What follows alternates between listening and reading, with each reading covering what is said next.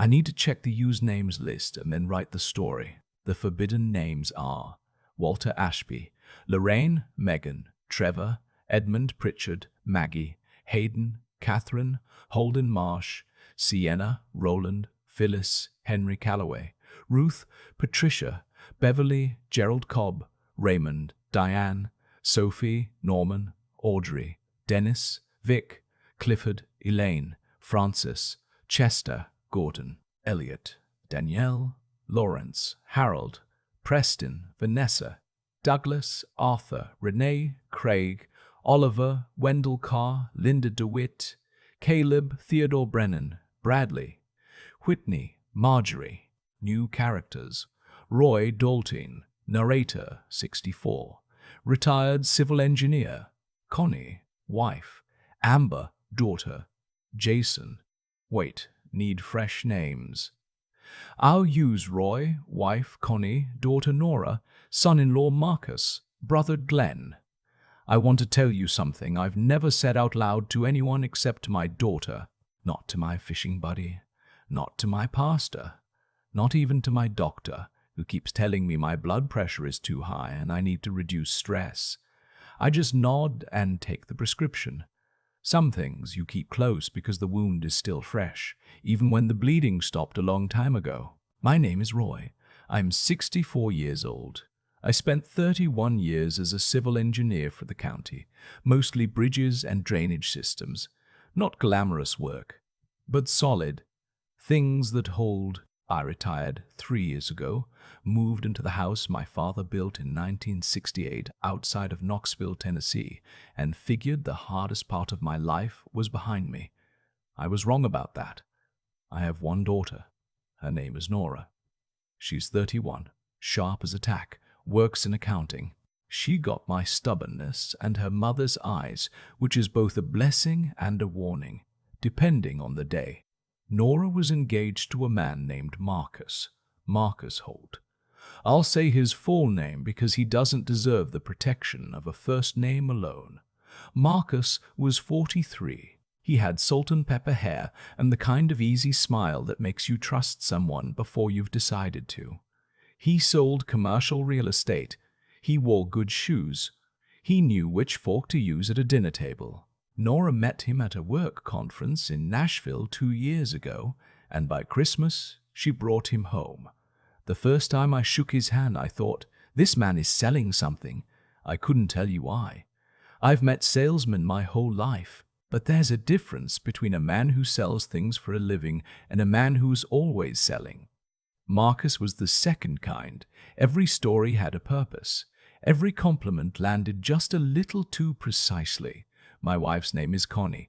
We were married 38 years. I need you to hold that number for a moment. 38 years. That's longer than my daughter has been alive. That's longer than most people's careers. I thought I knew that woman the way I know my own handwriting. Connie was 59, still pretty, liked her garden, went to book club on Thursdays, called her sister every Sunday morning without fail. She volunteered at the hospital gift shop. She was the kind of woman people describe as warm. People said that at church, at the neighbors' barbecues, at Nora's school events years ago. Connie is just so warm. I believed it. The wedding was planned for the following September. They wanted a venue outside the city, something with a barn aesthetic but with air conditioning. Nora's exact words. Connie threw herself into the planning. She and Marcus talked frequently. I noticed that.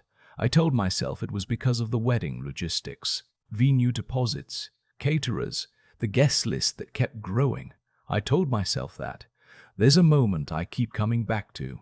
It was a Thursday in February, book club night. I came home from picking up lumber for a fence repair, and Connie's car was in the driveway, which was odd because she usually didn't get home until after 9.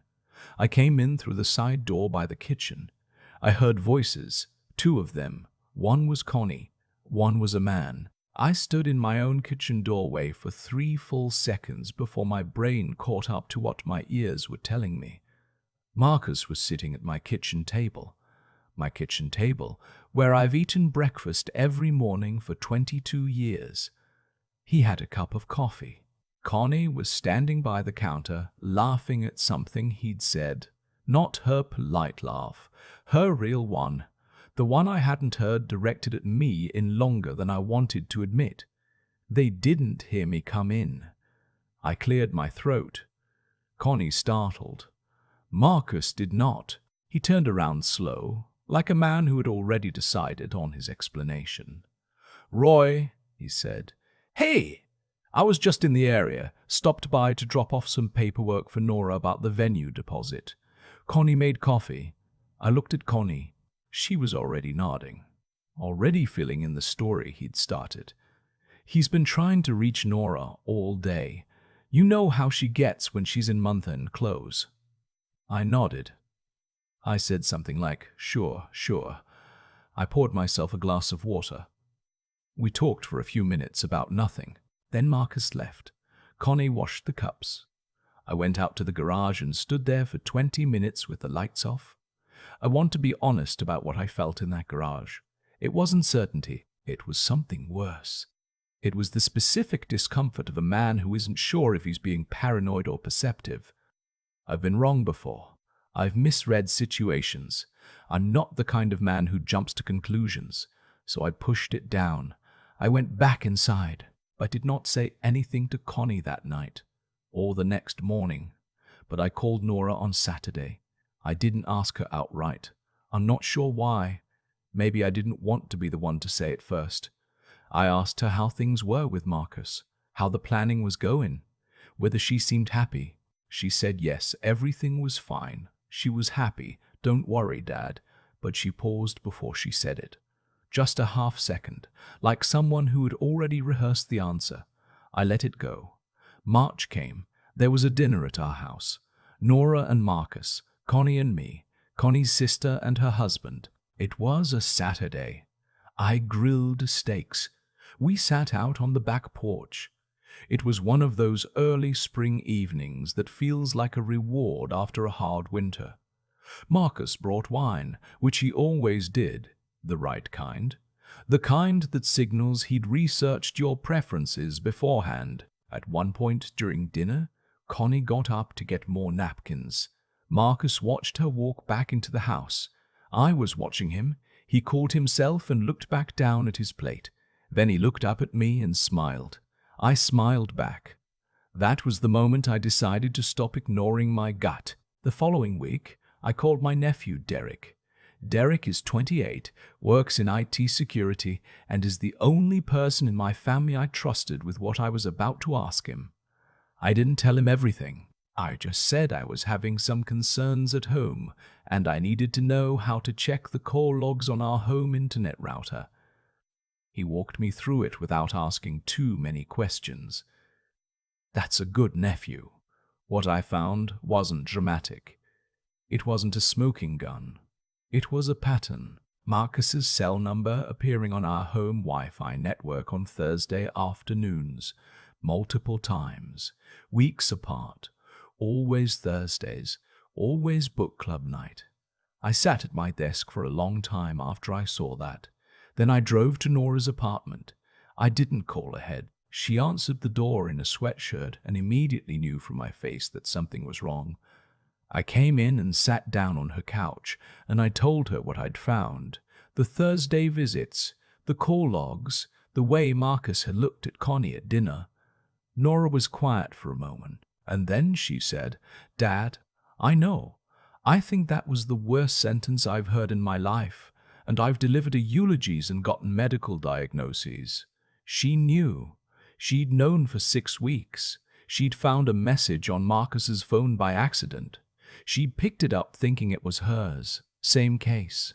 It was from Connie, not something that could be interpreted any other way. Nora had confronted Marcus alone. He'd cried. He'd begged. He'd called it a mistake, a lapse, something that had already ended. Nora had told him she needed time to think. She hadn't told me because she didn't want to devastate me.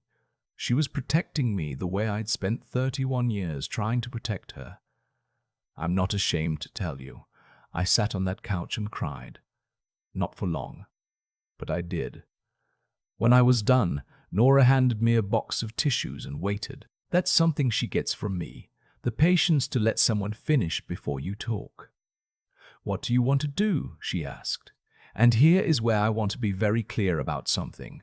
What came next wasn't about revenge. I know that word gets used for stories like this. It's not the right word. What I wanted was the truth, documented and secure, before I made a single move. Because I had 38 years of shared assets, a jointly held house, 2 retirement accounts, a brokerage account, and a piece of farmland in Cumberland County that my father left me. Before I said one word to Connie or Marcus, I needed to understand exactly where I stood. Nora, who works in accounting and understands financial documentation better than most lawyers, agreed. We made a plan. Over the next 3 weeks, quietly, I did the following. I contacted a family law attorney in Knoxville named Hugh, a referral from a former colleague. Not a friend of Connie's, not anyone in our social circle. I laid out the situation, and Hugh walked me through Tennessee's divorce statutes, fault-based divorce, documentation. What protected what? I learned things about my own finances I hadn't thought about in years. The farmland, because it was inherited and kept in my name alone, was separate property. The retirement accounts were split by contribution. The house was joint. Hugh also told me something I hadn't expected. He said to be careful. He'd seen cases where, when a spouse suspected they were about to be left, they made financial moves preemptively, transferred funds, made unusual withdrawals. He said to document everything as it currently stood. I did. I also had a conversation with Nora about Marcus. She had made her own decision by that point. She wasn't going to marry him, but she wanted to be the one to end it in her own time, in her own way. I respected that.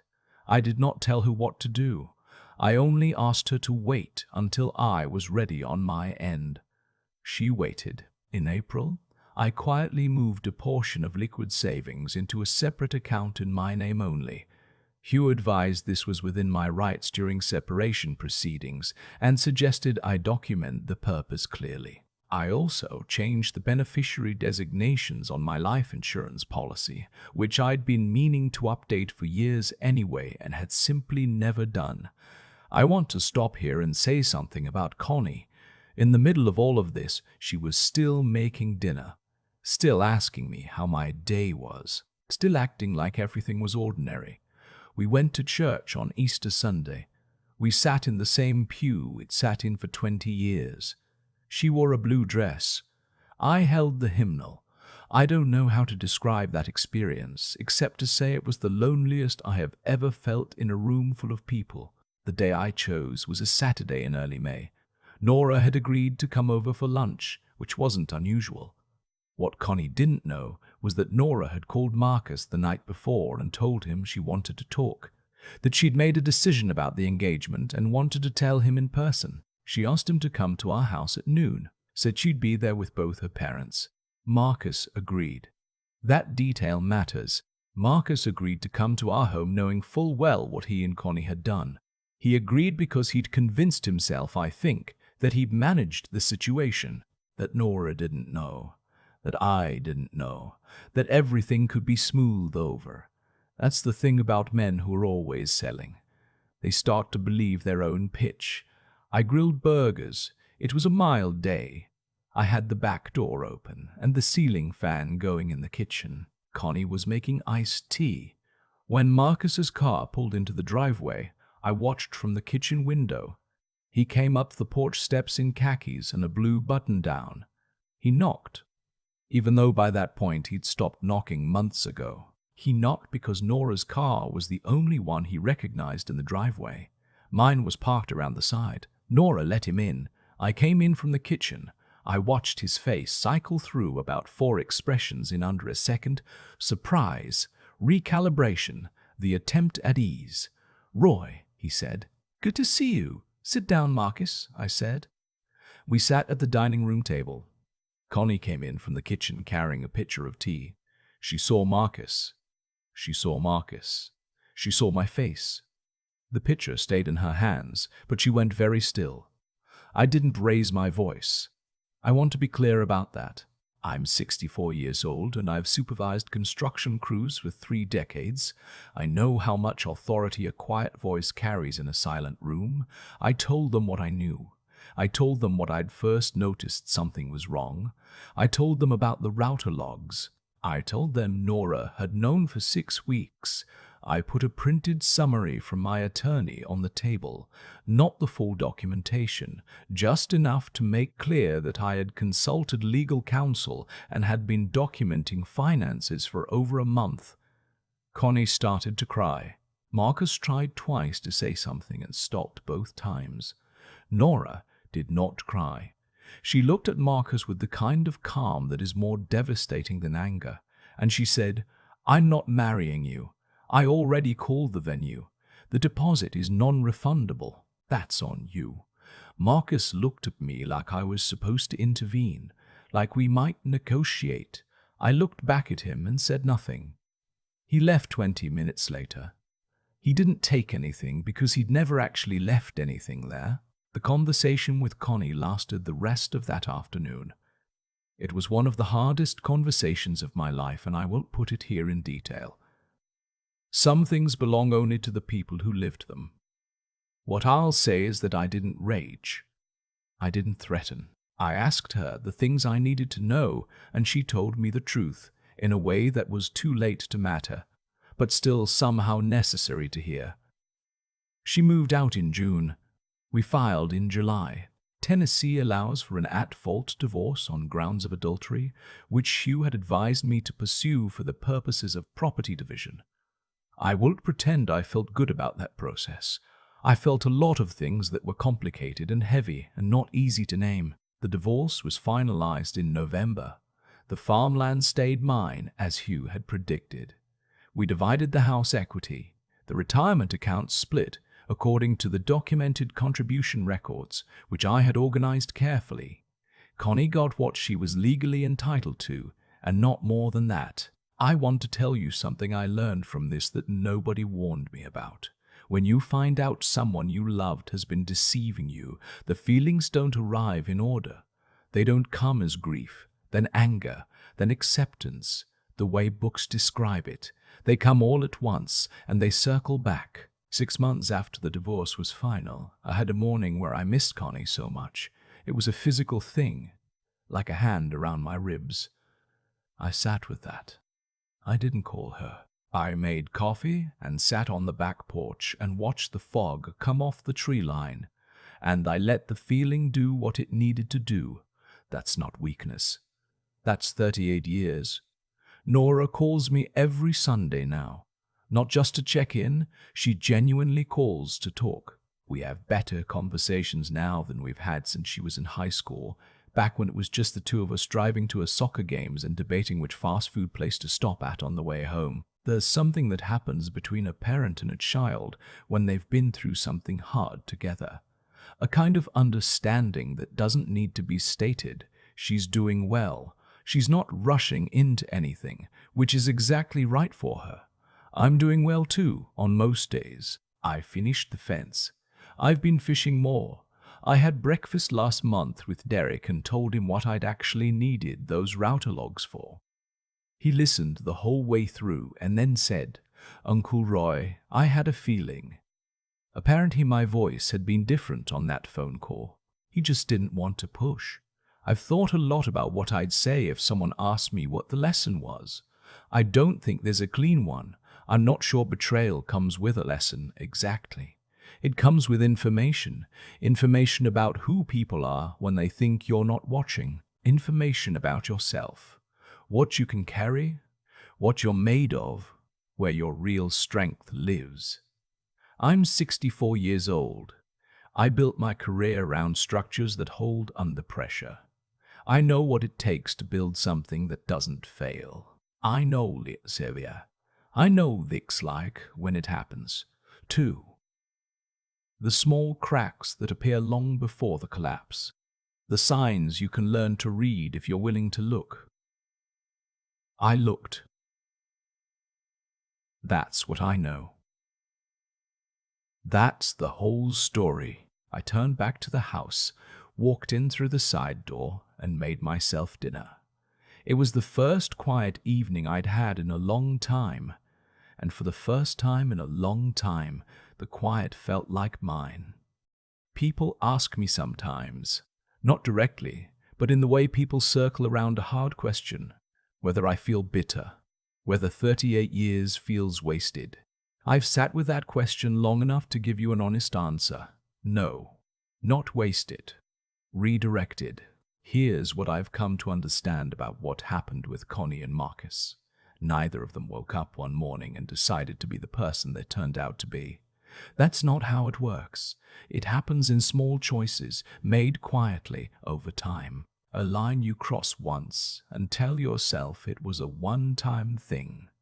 Then the line doesn't exist anymore, and neither does the version of yourself that used to see it. Marcus was a man who'd been selling his way through life for so long that he'd lost the ability to tell the difference between a relationship and a transaction. And Connie, I don't say this with hatred. I say it because I believe it's true. Connie made choices that reflected what she valued, and it turned out what she valued wasn't what I thought it was. That's not my failure. That's information. What I did, the 3 weeks of quiet documentation, the call to Hugh, the careful reorganization of finances before I said a single word, that wasn't coldness. People might read it that way. It was the opposite. It was the product of every hard lesson I'd learned in 31 years of engineering. You do not tear down a structure in a moment of anger. You assess it first. You understand exactly what you're working with. Then you make your move with a clear head and clean hands. Nora taught me something I didn't expect to learn from my own child. She found out 6 weeks before I did, and she carried that alone because she was trying to protect me. A 31-year-old woman absorbing a betrayal that was also hers, her fiancé, her mother, her family, and her first instinct was to shield her father. When I think about who she is, I think about that. The courage it takes to sit on that kind of truth and wait. That's not something you're born with. That's character, built over years.